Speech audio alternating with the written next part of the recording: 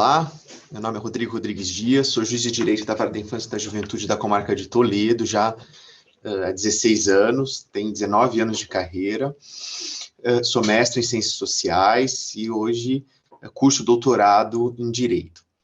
A minha proposta nessa aula é conversar sobre os conselhos de direitos da criança e do adolescente, que inclusive foi objeto do meu estudo no mestrado, e compartilhar com vocês a respeito de um instituto, né, de uma forma de trabalhar a política pública que acaba sendo pouco conhecida e que tem uma extrema importância e que pode gerar uma melhor participação das pessoas, por meio da sociedade civil, na organização da política pública. Eu acho que no curso dessas aulas, acho que todos os colegas têm trazido, então, o artigo 227, e nunca é demais trazer, né? Então, diz o artigo 227 que é dever da família, da sociedade e do Estado assegurar à criança, ao adolescente e ao jovem, com absoluta prioridade, e aí vem um rol de direitos fundamentais específicos dessa população: a vida, a saúde, a alimentação, a educação, o lazer, a profissionalização, a cultura, a dignidade, o respeito, a liberdade, a convivência familiar e comunitária. Além desses direitos, o próprio artigo 227 da Constituição determina que é dever da própria família, da sociedade e do Estado também colocar essa população a salvo de toda forma de negligência, discriminação, exploração, violência, crueldade e opressão.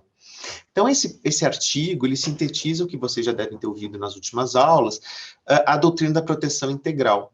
E por que ela é tão importante? Porque a gente dá um passo muito significativo de tratar criança e adolescente como sujeitos de direito. Não só como sujeitos de direito, de todos os direitos inerentes à pessoa humana, como específicos, esses que eu li para vocês. E como vocês podem ver, esses direitos que devem ser garantidos com absoluta prioridade, ou seja, antes de qualquer outro direito, com destinação privilegiada de recursos públicos, inclusive, e de atendimento a essa população, esses direitos são direitos que se concretizam de uma única forma, através da execução, do planejamento e execução de políticas públicas.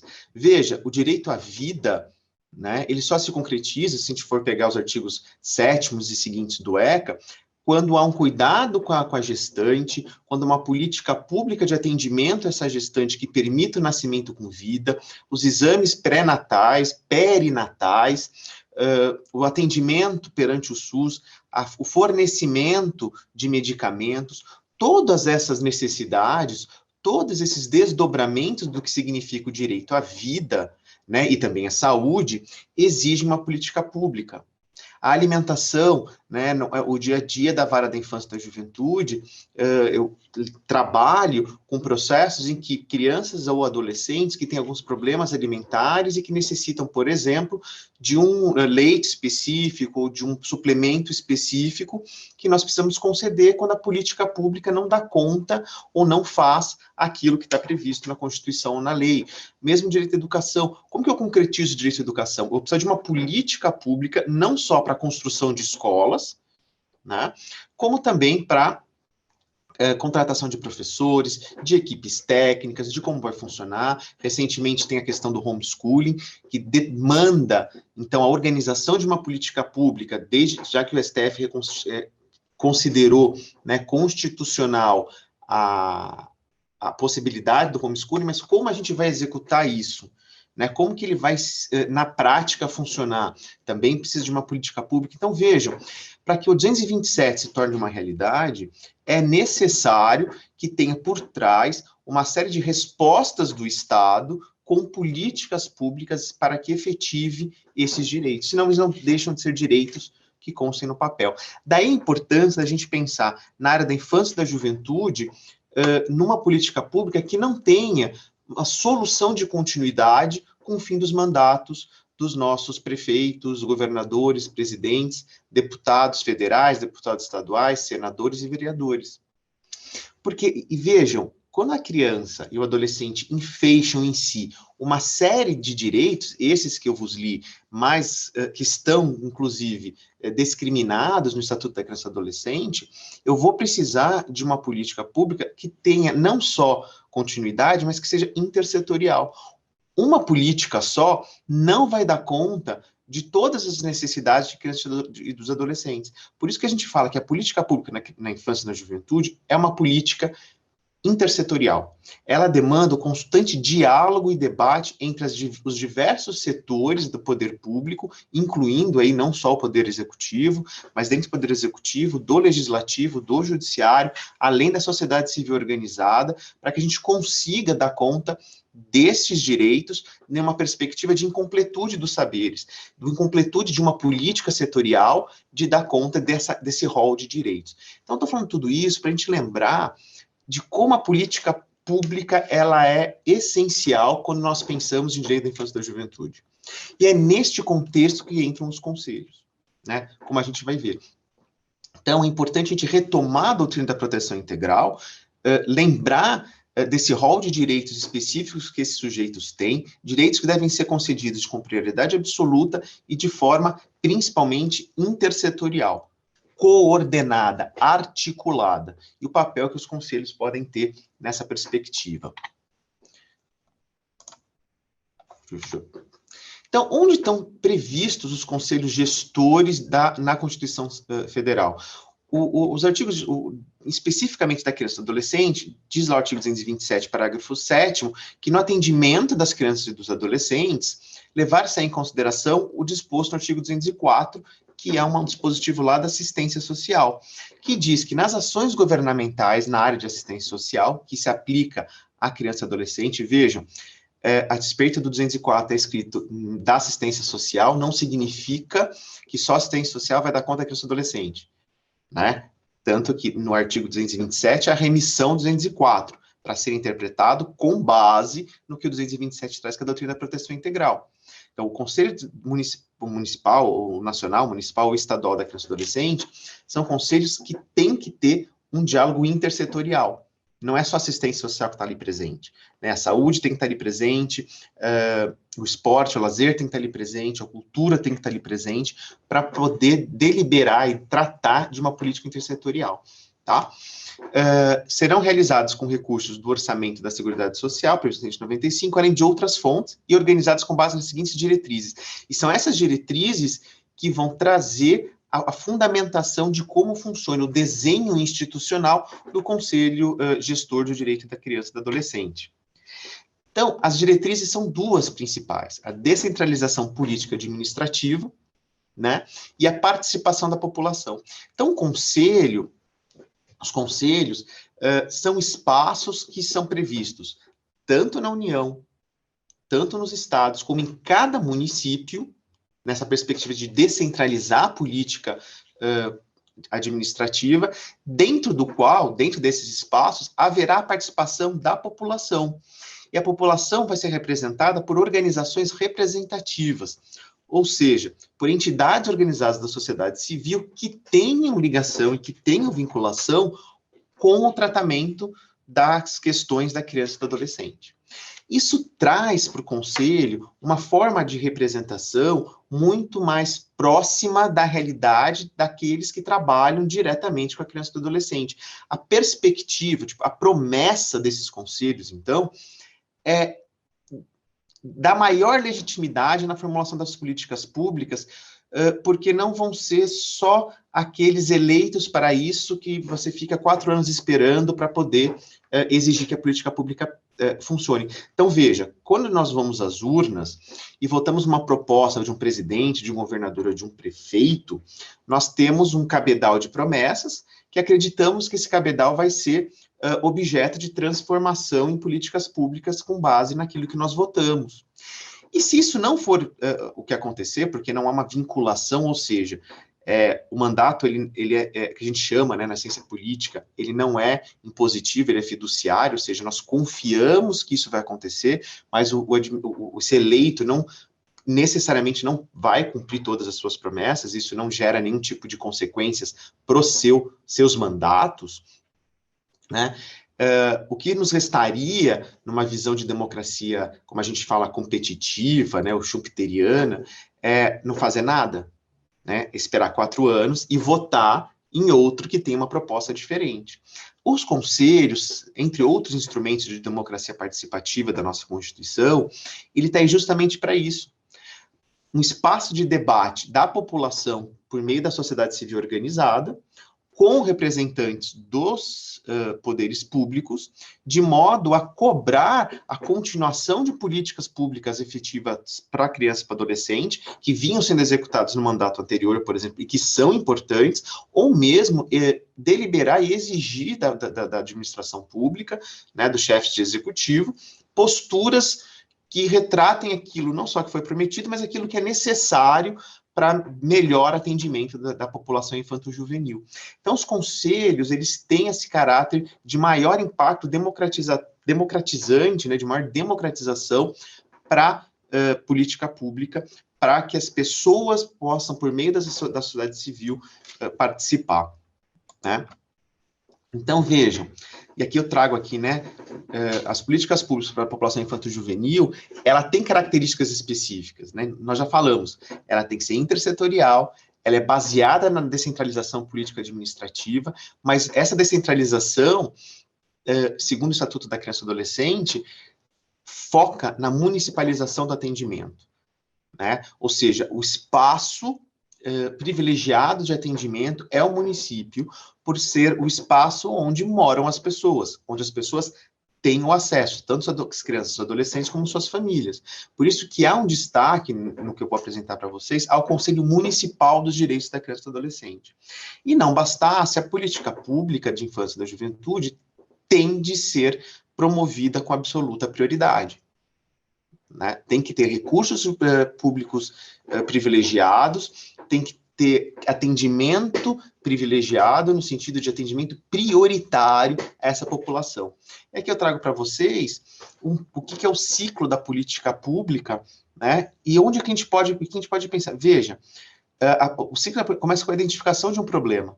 E olha como é importante a gente ter um Conselho de Direitos da Criança e do Adolescente, dentro do qual aquelas entidades da sociedade civil que trabalham no dia a dia com as crianças e com adolescentes levem esse problema que muitas vezes não foi detectado pelas estruturas da administração pública, que também estão no conselho, e que também podem trazer a identificação desse problema. O conselho é um espaço que a gente, como ele é um espaço formal, é uma instituição, ele consegue colocar na agenda pública essa discussão.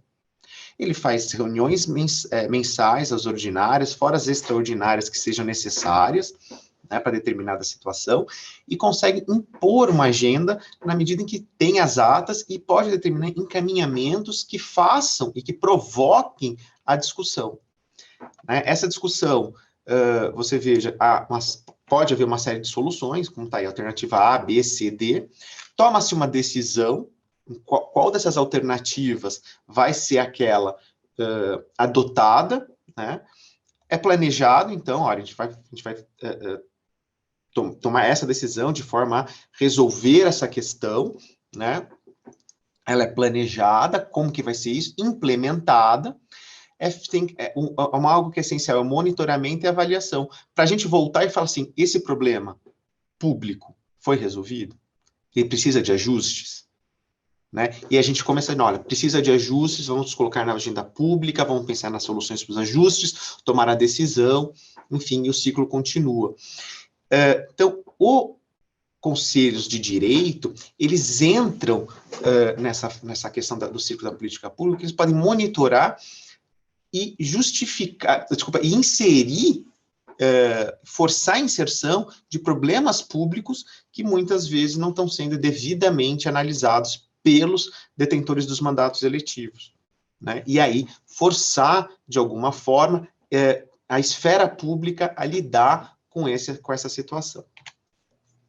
Então, quando a gente está falando dessa descentralização, nós temos, então, conselhos de gestores de direitos nas 3 esferas. Então, nós temos o CONANDA, que é o Conselho Nacional dos Direitos da Criança e do Adolescente, na esfera federal, que, como diz a lei, tem competências legislativas e materiais de coordenação e de formação de normas gerais, né? Então, por exemplo, o CONANDA tem resoluções que vão dar diretrizes de como os municípios, por exemplo, podem organizar as eleições dos conselhos tutelares, né? Então, ela vai dar normas gerais para que nas eleições do conselho tutelar, cada conselho municipal faça o seu edital, faça a sua resolução local, baseando-se nas diretivas da resolução do CONANDA, por exemplo.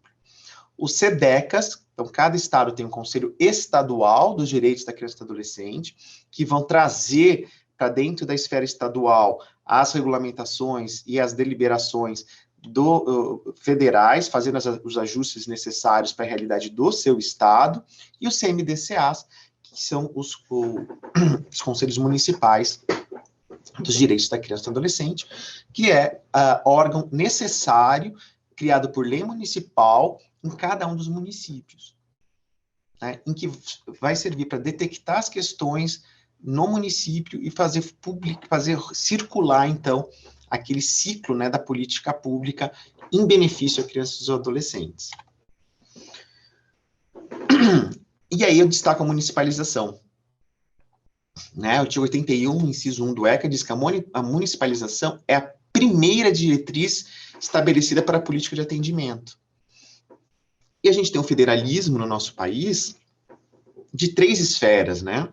Nós temos a União, os estados do Distrito Federal e o município. Então, o município, na nossa organização federal, é autônomo, né? Diferente de muitos outros países, né? Que a federação chega até os estados, né? Mas o município, na nossa federação, ele é autônomo e foi escolhido como esfera privilegiada para atender criança, adolescente e sua família. Por quê?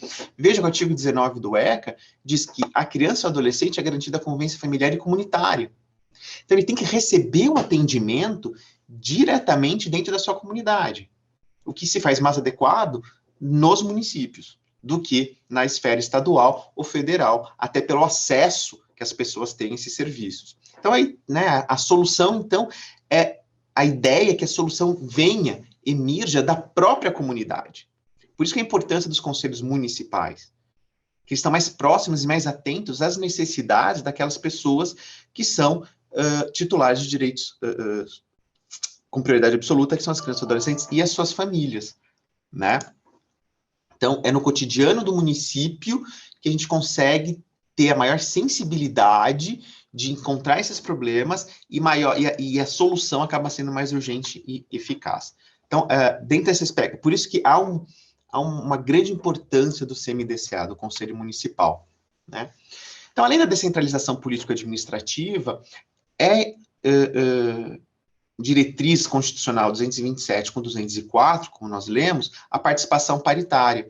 Então, os conselhos são órgãos de natureza colegiada e de composição paritária. Então, eles têm uma igualdade compositiva, metade, né? Uma igualdade quantitativa, perdão, de composição, que metade são representantes do governo e metade são representantes da sociedade civil. Depois destes debates, uma perspectiva de uma democracia deliberativa, uma perspectiva da possibilidade do discurso, dos embates de ideia, da apresentação de razões e justificativas para essas razões, são emanadas decisões coletivas e não de um agente singular. E veja, olha como é interessante, né? O governo está dentro do conselho. E aí é importante que os mandatários, né, os prefeitos, os governadores, o presidente da República, indiquem pessoas do governo que estejam hábeis a efetivamente dialogar e debater a política pública. Porque, veja, todas as decisões emanadas do Conselho, portanto, são decisões também do próprio governo. Porque metade do assento vão ser de representantes do governo. Né? Então, é importante a escolha adequada e de pessoas que possam deliberar sob pena do governo ficar, vamos dizer assim, na mão só da sociedade civil com pessoas que estão lá que não têm como debater. Né?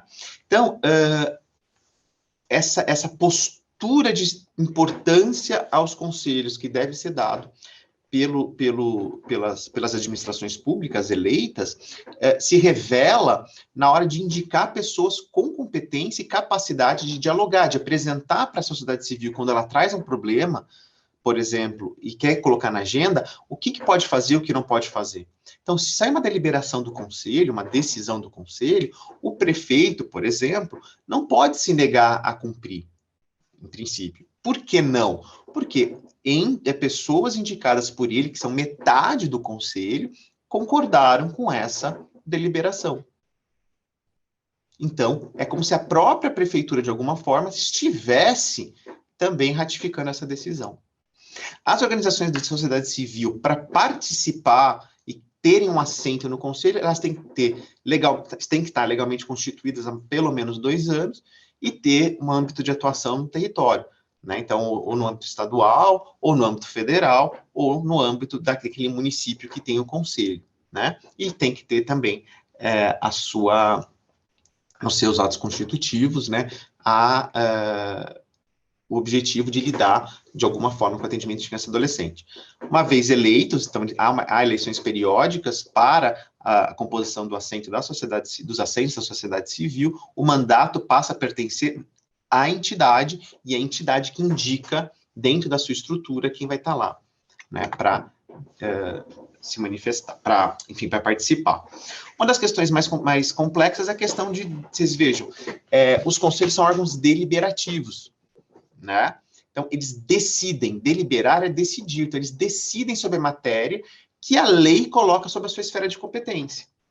E a lei coloca, eu já vou mostrar isso para vocês, a formulação de políticas públicas no âmbito da infância e da juventude, e o controle dessas ações.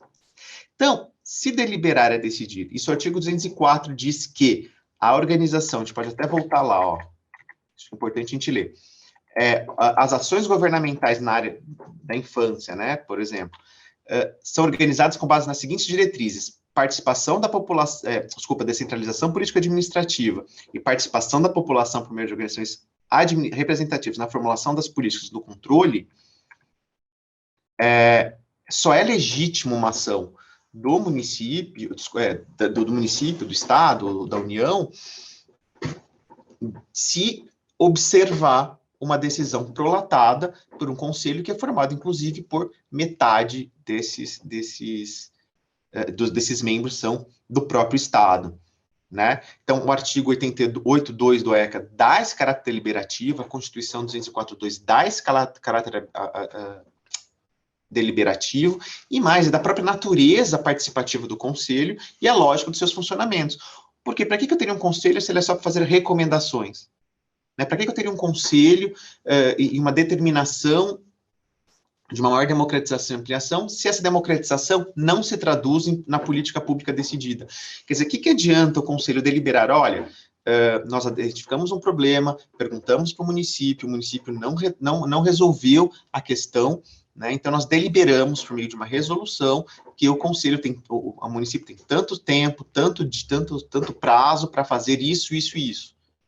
E chegar no prefeito, ele rasga, porque ele não precisa ser vinculado, né? Não tem sentido, né, a gente ter um equipamento público com esta importância, para ele ser meramente um órgão de recomendação, né?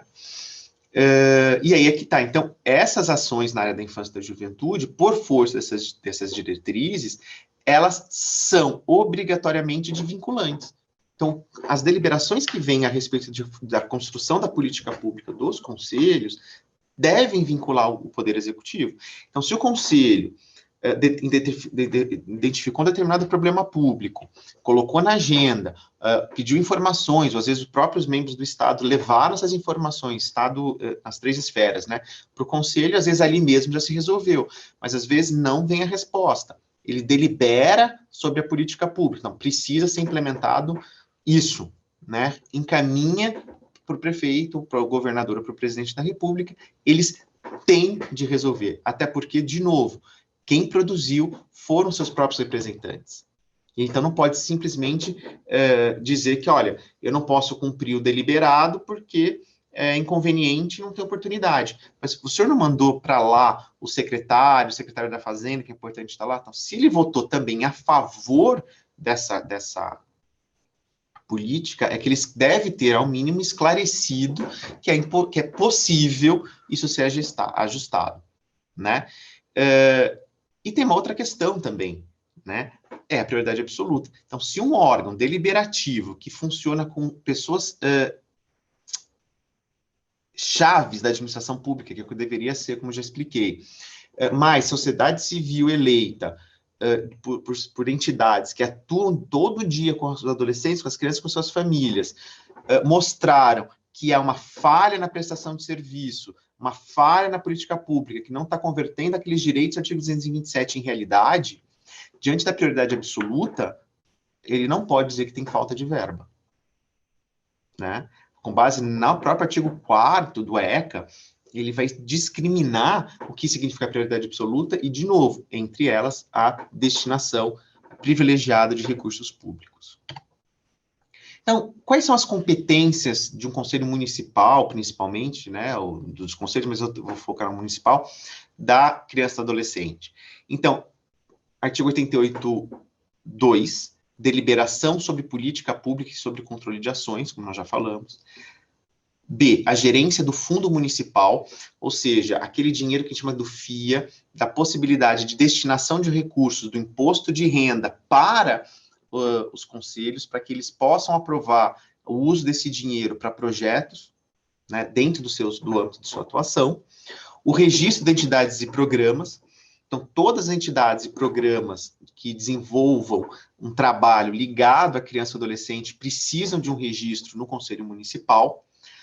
Quem conduz o processo de escolha do Conselho Tutelar e de mais matérias ali pertinentes, inclusive disciplinares, né, ter essa ascensão disciplinar, é o Conselho Municipal e também a administração em geral do Conselho.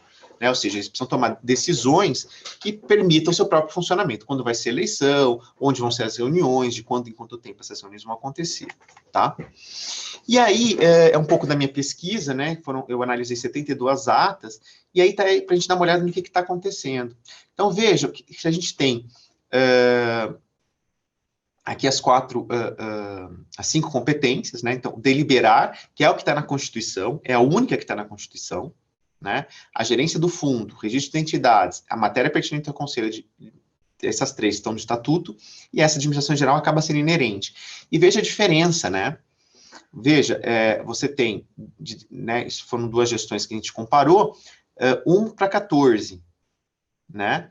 7, 6, 18, Conselho Tutelar, 9, 5 e 3. E a administração em geral para fazer funcionar 25 a 27. Então, foram 57 deliberações na primeira gestão, 58 na segunda gestão, e se vocês somarem todas, né, aquilo que ele nasceu para ser acaba não sendo o grande foco do Conselho. Quer dizer, a deliberação da política pública fica de segundo plano. E vejam, mesmo quando teve muito, o que a gente fez na pesquisa? A gente foi rastrear quais foram os encaminhamentos feitos. E veja que os encaminhamentos são de baixa potencialidade vinculativa. Então, o que eles fazem? Chegava à conclusão de que havia uma falha na política pública, o Conselho identificava essa falha e propunha um encaminhamento. O encaminhamento era reuniões com o secretário de X, com o prefeito, etc., formação de uma comissão para tratar disso, e na pesquisa, né, está lá no meu livro, a maior parte dessas comissões foram criadas e nunca mais, né, deram retorno, ou expedir ofício solicitando informações.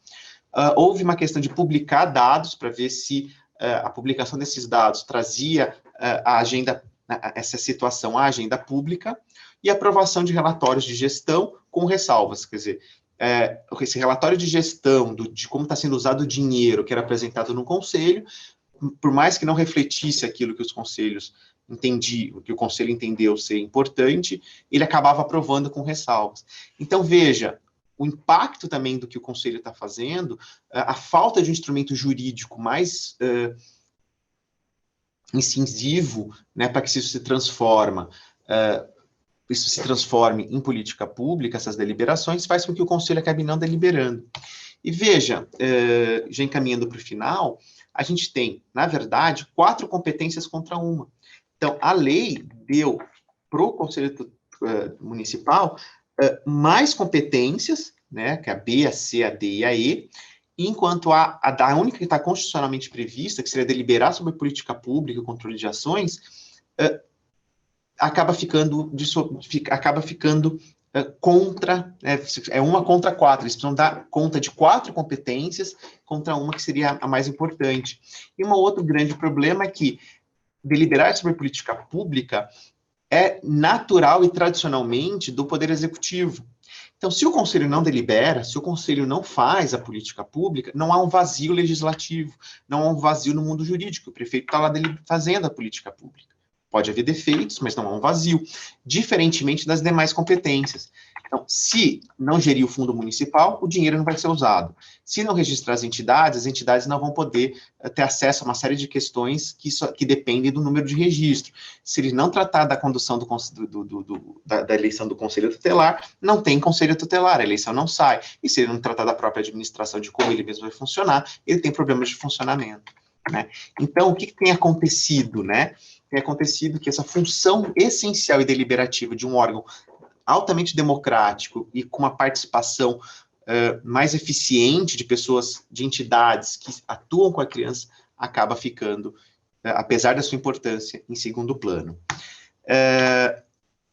Esse é o livro, né? Então, toda a pesquisa, tudo detalhado, explicando como são os conselhos, como que eles são, que é a minha dissertação de mestrado. Então, o livro chama Conselhos do Direito da Criança e Adolescente, uma análise política e jurídica, da editora Apres, está disponível na Amazon, está disponível na própria editora, então fica aí a dica para quem quiser mais, e eu vos agradeço. Então, sou Rodrigo Rodrigues Dias, está aí os meus e-mails de contato, no Instagram também estou à disposição, né, e foi um grande prazer poder falar de um tema que, a despeito de sua importância, das possibilidades que um conselho de direito da criança e do adolescente tem no nosso ordenamento, ele está sendo subutilizado, subaproveitado, subpensado, até na perspectiva de que precisaria de instrumentos jurídicos mais efetivos para que as suas deliberações sobre políticas públicas, que são legítimas e amparadas na deliberação paritária entre o Estado e a sociedade, se transformassem efetivamente em políticas públicas. Muito obrigado, espero que vocês tenham aproveitado, porque para mim foi um momento muito especial.